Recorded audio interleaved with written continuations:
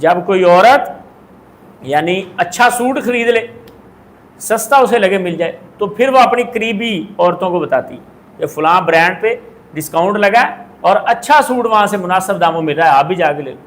اگر اس کو لگے کہ میرے ساتھ دھوکہ ہو گیا تو پھر وہ کسی کو کیا پریفر کرے گی؟ یعنی نبی علیہ الصلوۃ والسلام کی حسن معاشرت کی اس حد تک وہ فین ہو گئی کہ انہوں نے کہا کہ میں اپنی بہن کو کیوں محروم رکھوں، میں اس کو بھی اس کار خیر میں شامل ہونے کی دعوت دیتی ہوں۔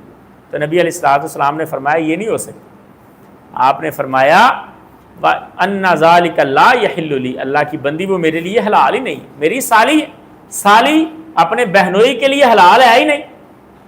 دو بہنیں ایک گھر میں جمع نہیں ہو سکتی، اگر فوت ہو جائے بیوی یا اس کو طلاق ہو جائے پھر سالی کے ساتھ شادی کر سکتی۔ ایسے ہی خالہ اور بھانجی، پھپھو اور بھتیجی ایک گھر میں جمع نہیں ہو سکتی، اگر طلاق ہو جائے یا فوت ہو جائے پھر دوسری آ سکتی ہے۔